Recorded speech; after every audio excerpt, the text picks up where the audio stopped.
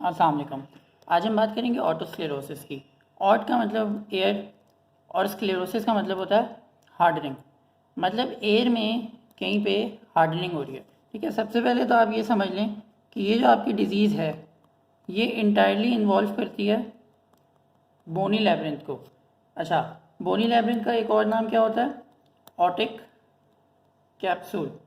Basically होगा क्या इस डिजीज़ में कि बोनी लैब्रिंथ का कोई भी पार्ट एयर के अंदर उसकी हार्डनिंग होगी और वो फ्यूज़ करके एक बन जाएगा। मोस्टली ऑटोस्क्लेरोसिस में जो आपका इन्वॉल्व होता है वो इन्वॉल्व होती है foot plate of stapes. Foot plate of stapes जो कि आपको याद होगा आपकी ओवल विंडो पे कनेक्टेड होती है। ओवल विंडो पे वो टैप करती है, जब वो वाइब्रेट करती है तो साउंड वेव्स फिर ओवल विंडो से आगे इनर एयर की फ्लूइड में ट्रैवल करते हुए आगे ट्रांसमिट होते हैं। होगा क्या कि ये जो फुट प्लेट ऑफ स्टेपीज़ है इसकी हो जाएगी हार्डनिंग और ये हार्डन होके पूरा एक इमूवेबल मास बना लेगा। ठीक है, ये वाला एरिया पूरा हार्ड होके एक इमूवेबल मास बना लेगा, जिसकी वजह से आगे साउंड वेव्स फ्लूइड मीडियम में हम ट्रांसमिट नहीं कर पाएंगे और हमें सिवियर हेयरिंग लॉस होगा।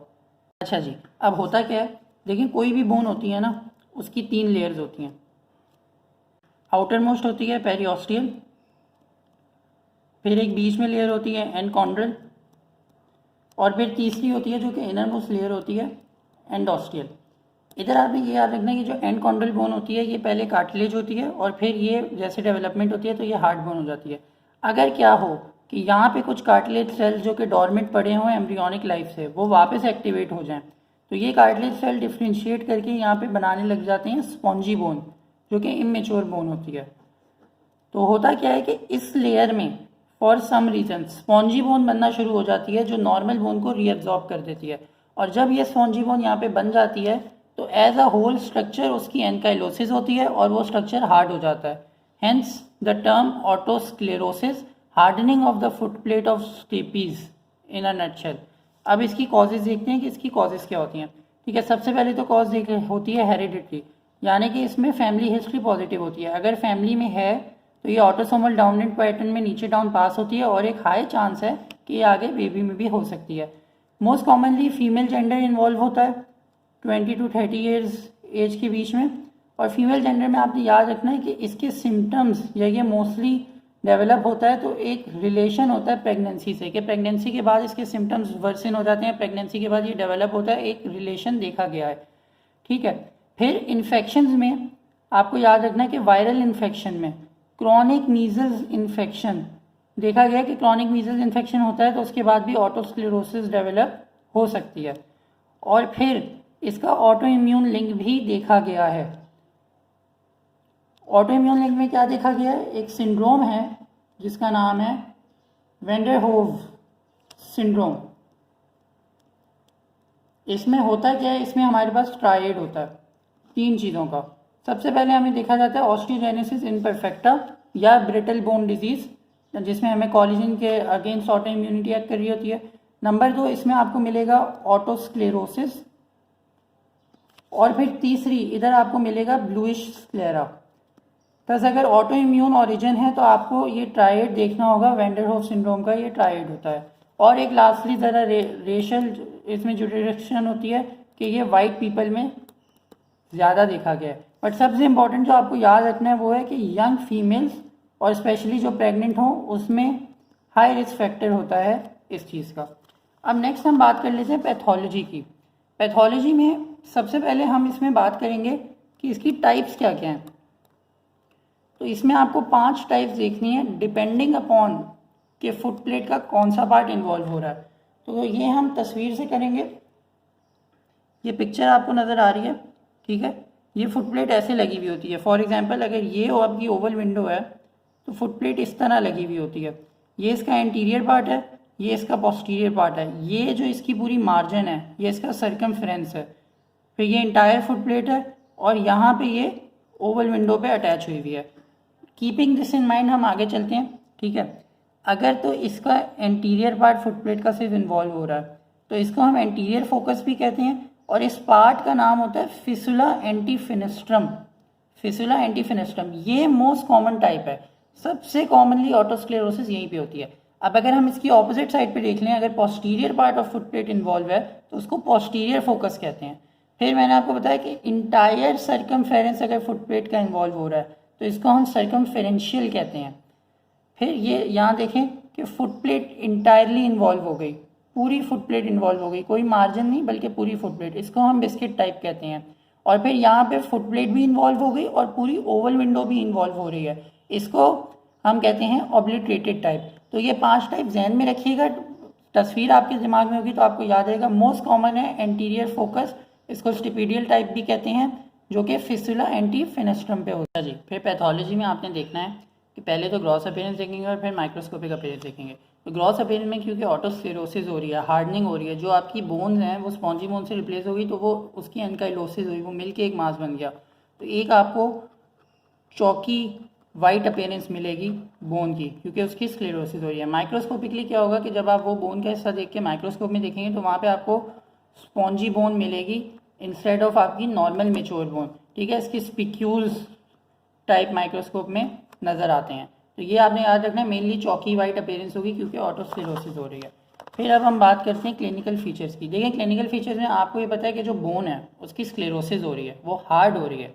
तो जो बोन का नॉर्मल ऑसिकल्स का फंक्शन क्या होता था, ऑसिकल्स वाइब्रेट करते थे, ओवल विंडो पे टैप करते थे और वाइब्रेशन अंदर फ्लूइड में ट्रांसमिट होती थी। तो ये तो अब नहीं होगा। तो सबसे पहले जो मोस्ट कॉमन चीज़ यहाँ पे आपको मिलेगी वो है कंडक्टिव डेफनेस।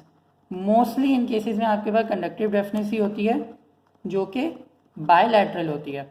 कभी कभार ऐसे होता है कि आगे ऑटोस्क्लेरोसिस आगे बोनी लैबिरिंथ में इतना इन्वॉल्व हो जाए कॉक्लिया वाले पार्ट में, तो फिर मिक्स भी हो सकती है कि conductive deafness plus sensory neural deafness. अच्छा, अब इधर आपने डेफनेस के साथ 2 बातें याद रखनी है, 2 फिनोमिनाज याद रखने हैं जो कि बहुत इंपॉर्टेंट है यहाँ के लिए। पहली बात तो है पैराक्यूसिस विलाई। अच्छा जी, पैराक्यूसिस विलाई क्या है कि ये जो पेशेंट है ऑटोस्क्लेरोसिस का, इसको नॉर्मली आवाज़ इतनी सही नहीं आ रही होती, पर नॉइजी इन्वायरमेंट में पेशेंट बेहतर हेयर करता है। नॉइजी इन्वायरमेंट में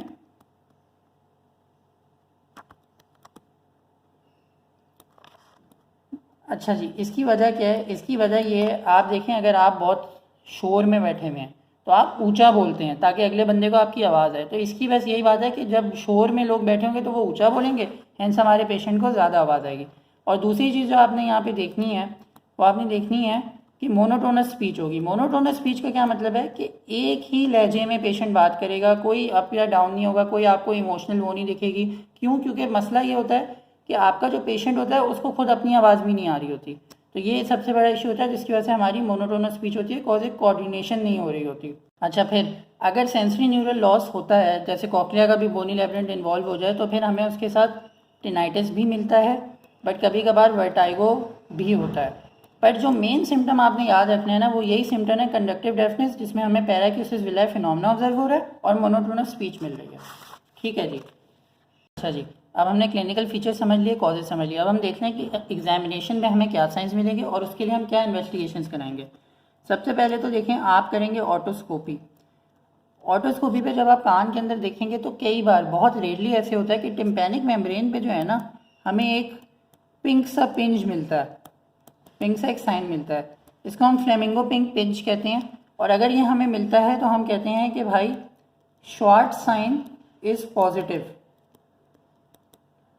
ये टिम्पैनिक मेम्ब्रेन पे जो फ्लेमिंगो पिंक पिंज मिल रहा होता है, ये हमें इसलिए मिल रहा होता है कि पीछे जो प्रोमोन्टरी है, जो कि मिडल एयर में प्रोमोन्टरी पार्ट है, उसका हाइपरईमिया हो रहा होता है, क्योंकि आगे बोन ऑब्स्ट्रक्ट हो रही होती है, वहाँ पे बॉडी ब्लड ज़्यादा पास करती है कि क्या मसला हो रहा है उसको रिमूव करें। तो प्रोमोन्टरी का हाइपरईमिया हो रहा था, जिसकी वजह से आपको टिम्पैनिक मेम्ब्रेन में एक पिंक सा पिंज मिलता है। ये आप तस्वीर देख सकते हैं, देखें एरोज ने ना बहुत ही अच्छे तरीके से मार्क किया हुआ है कि यहाँ पे एक फ्लेमिंगो पिंक सा पिंज मिल रहा है, और ये अगर हमें मिले तो हम कहते हैं कि भाई Schwartz sign is positive in the tympanic membrane. फिर हम क्या करते हैं, हम करते हैं tuning fork test. Tuning fork test में देखें हमारे पास कंडक्टिव हेयरिंग लॉस है तो रेनल्स टेस्ट नेगेटिव होगा अफेक्टेड साइड पे, और वीवर्स टेस्ट लेटरलाइज होगा अफेक्टेड साइड पे। ये अगर आपने रेनल्स और वीवर्स टेस्ट पढ़ा तो आपको समझ आ जाएगी क्यों हो रहा है। कंडक्टिव हेयरिंग लॉस हमें ट्यूनिंग फोक टेस्ट में मिलेगा। फिर हम क्या करते हैं, हम करवाते हैं वेल्सेल्वा मैन्यूवर, ताकि हमें पता चल जाए कि यूस्टेशियन ट्यूब जो है उसकी क्या स्टेटस है। यूस्टेशियन ट्यूब इसमें सही होती है, कोई इशू नहीं होता। ये सब हो गया। अब हम आते हैं इन्वेस्टिगेशंस पे। इन्वेस्टिगेशंस में आप क्या क्या देखेंगे जो लैब्स में होती हैं। सबसे पहले तो हम करते हैं प्योर टोन ऑडियोमेट्री। ये मैंने आपको पहले भी बताया। इसमें क्या होता है कि हम पेशेंट को हेडफोन्स पहनाते हैं और एक सर्टेन फ्रीक्वेंसीज की साउंड देते हैं और साथ साथ हम ग्राफ में मार्क करते जाते हैं कि पेशेंट को किस फ्रीक्वेंसी की साउंड आ रही है। फिर हमारे पास रेंजेस होती हैं हर फ्रीक्वेंसी की। तो इस पर जो ग्राफ होगा उसके लिहाज से आपको एक इम्पॉर्टेंट पॉइंट याद रखना है कि आपको यहाँ पे मिलेगा कि हॉर्ट्स साइन। कि हॉर्ट साइन क्या है या कि हॉर्ट्स नॉच क्या है। बेसिकली जब हम ग्राफ प्लॉट कर रहे होंगे ना, तो जो 2000 हर्ट्ज की फ्रीक्वेंसी है, ये आप देख सकते हैं 2000 हर्ट्ज की फ्रीक्वेंसी पे हमें एक डिप मिलेगा ऑटोस्क्लेरोसिस के पेशेंट पे। इसको हम कहते हैं कि हॉर्ट्स नॉच। ठीक है, 2000 फ्रीक्वेंसी पे आपको एक डिप मिलेगा। फिर दूसरी हम क्या करते हैं, हम करते हैं टिम्पैनोमेट्री या इम्पीडेंस ऑडियोमेट्री। इसमें हम क्या देखते हैं, इसमें हम चेक करते हैं टिम्पैनिक मेम्ब्रेन की कंप्लायंस। होता क्या है इसमें हम हमारे पास तीन वो। अच्छा जी, टिम्पैनोमेट्री में हम क्या करते हैं, टिम्पैनोमेट्री में हम वेरियस फ्रीक्वेंसी ऑफ साउंड्स लेते हैं कान में और हम देखते हैं कि कितनी साउंड टिम्पैनिक मेम्ब्रेन ने एब्जॉर्ब कर ली और कितनी साउंड वापस रिफ्लेक्ट बैक होगी। बेसिकली इसमें हम टिम्पैनिक मेम्ब्रेन की कंप्लायंस चेक करते हैं। तो इस तरह का उसमें ग्राफ बनता है। वाई एक्सिस पे कंप्लायंस होती है, एक्स एक्सिस पे हमारे पास प्रेशर होता है। तो इसमें ग्राफ किस तरह आता है, अब देखें ऑटोस्क्लेरोसिस में हमारे पास क्या हो रहा है, हार्डनिंग हो रही है। तो टिम्पैनिक मेम्ब्रेन भी बहुत ही स्टिफ हो जाएगी। तो कोई भी चीज़ जो स्टिफ होती है उसकी कंप्लायंस रिड्यूस होती है, वो कोई चीज़ एब्जॉर्ब नहीं करेगी, उससे चीज़ रिफ्लेक्ट बैक होगी। हस ऑटोस्क्लेरोसिस में हमारे पास प्रेशर में कोई डिफरेंस नहीं है, तो एक्स एक्सिस सही रहेगी। कंप्लायंस अलबत्ता हमारी कम हो रही है। तो कुछ इस तरह का उसमें ग्राफ आता है हमारे पास टिम्पैनोमेट्री में। ठीक है जी, तो ये आपकी होगी कि एग्जामिनेशन में आपको क्या क्या मिलेगा और इन्वेस्टिगेशन में आप क्या क्या करेंगे। अब हम आ जाते हैं ट्रीटमेंट पे। देखिए, इसकी मोस्टली जो ट्रीटमेंट होती है वो है सर्जिकल ट्रीटमेंट। ठीक है, फिर सर्जिकल ट्रीटमेंट में दो प्रोसीजर्स यूज़ हो रहे हैं। एक है स्टेपिडेक्टमी। स्टेपिडेक्टमी में क्या करते हैं कि जो फुट प्लेट ऑफ स्टेपीज लगी हुई है, फुट प्लेट ऑफ स्टेपीज लगी हुई है, उसको हम रिमूव करते हैं क्योंकि उसकी एनकाइलोसिस हो चुकी होती है, वो इमूवेबल मास बन चुका होता है। उसको हम रिमूव करते हैं और उसकी जगह ये प्रोस्थेसिस अटैच कर देते हैं ओवल विंडो के साथ। एक प्रोसीजर तो ये है स्टेपिडेक्टमी की, पूरी फुट प्लेट रिमूव कर दी और उसकी जगह प्रोस्थेसिस अटैच कर दिया। एक प्रोसीजर है स्टेपिडोटोमी। स्टेपिडोटोमी, डॉट का मतलब से आप याद रखें कि हम फुट प्लेट नहीं रिमूव करते, बल्कि हम फुट प्लेट में एक छोटा सा डॉट, छोटा सा होल बनाते हैं और उसके थ्रू प्रोस्थेसिस पास कर देते हैं। अब स्टेपिडेक्टमी के लिए आपको याद रखनी है इसकी इंडिकेशंस और इसकी कॉन्ट्रा इंडिकेशंस। इंडिकेशन में याद रखिएगा, सबसे पहले तो इंडिकेशन इसके लिए है ऑटोस्क्लेरोसिस। अगर ऑटोस्क्लेरोसिस है तो you guys will go for the stapedectomy. दूसरी इंडिकेशन क्या है कि कंडक्टिव हियरिंग लॉस जो है वो अबाउट 30 डेसिबल हो, तो फिर हम स्टेपिडेक्टमी के लिए जाते हैं। तीसरी कंडीशन क्या है, एक चीज़ होती है airborne conduction gap. Usually airborne conduction gap जो है लो होता है। क्यों? क्योंकि air conduction is always better than bone conduction, but यहाँ पे ये बहुत ही ग्रेटर होता है, अबाउट ग्रेटर देन 15 डेसिबल, क्योंकि आपकी एयर कंडक्शन कम हो रही है, यहाँ पे एयर कंडक्शन डिस्टर्ब हो रही है, इसलिए यहाँ पे कम होता है। ठीक है, ये तो इसकी होगी इंडिकेशंस। फिर आप यहाँ पे इसकी थोड़ी सी समझ लें कॉन्ट्रा इंडिकेशंस। अच्छा जी, कॉन्ट्रा इंडिकेशंस में ये याद रखें, सबसे पहले तो ये है कि अगर कानों का क्या स्टेटस है। अगर सिर्फ एक कान प्रॉपरली सुन सकता है तो फिर हम स्टेपिडेक्टमी नहीं करते। क्यों? क्योंकि रिस्क है।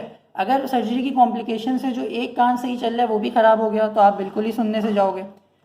दूसरी कॉम्प्लिकेशन इसकी होती है मीनियर्स डिजीज़। ये हम आगे वाली वीडियोस में डिस्कस करेंगे। मीनियर्स डिजीज़ में क्या होता है कि जो आपका फ्लूइड होता है, जिसमें फ्लूइड ट्रांसमिशन हो रही होती है, जिसमें साउंड ट्रांसमिशन हो रही होती है, सॉरी, वो डिस्टर्ब होता है। बस मीनियर डिजीज़ में भी हम ऑपरेशन नहीं करते। तीसरी जो आपकी कॉन्ट्राइंडिकेशन है वो है यंग चिल्ड्रन। क्यों यंग चिल्ड्रन क्यों यहाँ कह रहे हैं? देखें, आपको याद होगा मैंने एक्यूट सब्रेटिव ओटाइटिस मीडिया में भी बताया था कि यंग चिल्ड्रन ज़्यादा अफेक्ट होते हैं क्योंकि उनकी जो यूस्टेचियन ट्यूब होती है वो हॉरिजॉन्टल होती है और छोटी होती है as compare to adult, thus infection का रिस्क ज़्यादा होता है। अगर इन बच्चों में हमने ऑपरेशन किया और इन्फेक्शन हो गया तो हमारा प्रोस्थेसिस इन्फेक्ट हो जाएगा और हमें फिर वो रिमूव करना पड़ेगा। और चौथे वो लोग होते हैं जिनमें प्रेशर चेंजेस, यानी कि कान में प्रेशर चेंजेस बहुत सिवियर होते हैं। ये कौन लोग होते हैं? इनमें मोस्टली एथलीट्स आते हैं, ठीक है, पायलट्स आते हैं, क्योंकि जहाज़ जो है वो उड़ता है, वो ऊपर जाता है, ठीक है, हमारे नॉर्मल एनवायरनमेंट से ऊपर उठ जाता है, थस प्रेशर चेंज बहुत सिवियर होती है। या जो डीप सी डाइवर्स होते हैं वो नॉर्मल प्रेशर से बिल्कुल नीचे जा रहे होते हैं, इनमें प्रेशर चेंज बहुत होती है। हैंस ही कॉन्ट्राइंडिकेशन है, इनमें हम ये ऑपरेशन नहीं करेंगे। अगर सर्जिकल ऑपरेशन नहीं अवेलेबल तो फिर हम क्या करते हैं, हम इसमें देते हैं मेडिकल ट्रीटमेंट।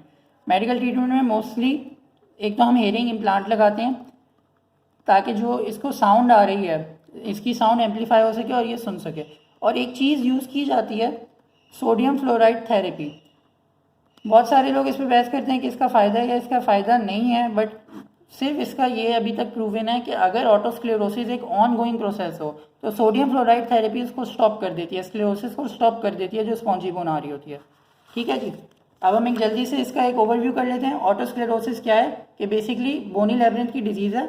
बोनी लैब्रिंथ में क्या हो रहा है कि जो उसका एंडोकॉन्ड्रियल कंपार्टमेंट है वहाँ पे स्पॉन्जी बोन आ रही है, नॉर्मल बोन को रीअब्जॉर्ब कर रही है और फिर उस स्पॉन्जी बोन की पूरी एनकाइलोसिस हो रही है, जिसकी वजह से हमारी जो फुट प्लेट ऑफ स्टेपीज है वो हार्ड हो जाती है और बोनी कंडक्शन हमारी डिस्टर्ब हो जाती है। कॉजेज में क्या है कि फैमिली हिस्ट्री पॉजिटिव होती है, अगर फैमिली में है तो आगे बच्चे में हो सकता है, मोस्टली फीमेल्स में होता है और प्रेगनेंसी में खास तौर से होता है। फिर इसकी 5 टाइप्स होती हैं। Most common type anterior focus है जो कि फिस्टुला एंटी फेनेस्ट्रम पे होती है। ग्रॉसली आपको चौकी वाइट अपीयरेंस मिलेगी बोन की। मोस्ट कॉमन जो इसका क्लिनिकल फीचर है वो है कंडक्टिव डेफनेस, जिसमें हमें पैराक्यूसिस विलाई मिलता है। पेशेंट को लाउड नॉइजी इन्वायरमेंट में ज़्यादा अच्छे सुनाई देते हैं और मोनोटोनस स्पीच होती है कि भाई एक ही तरह की स्पीच होती है। ठीक है, फिर ऑटोस्कोपी पे आपने याद रखना है कि शॉर्ट साइन पॉजिटिव हो सकता है, फ्लेमिंगो पिंक आपको टिम्पैनिक मेम्ब्रेन मिल सकती है। प्योर टोन ऑडियोमेट्री पे हॉर्स नॉच याद रखना है और टिम्पैनोमेट्री पे याद रखना है कि कंप्लायंस रिड्यूस हो रही है। ट्रीटमेंट में स्टेपिडेक्टमी, स्टेपिडोटमी और स्टेपिडेक्टमी की कॉन्ट्रा इंडिकेशन ज़रूर ध्यान में रखिएगा कि ऑपरेशन हम क्यों नहीं दे रहे, और मेडिकल में बस हेयरिंग इम्प्लांट देते हैं। That is all for today.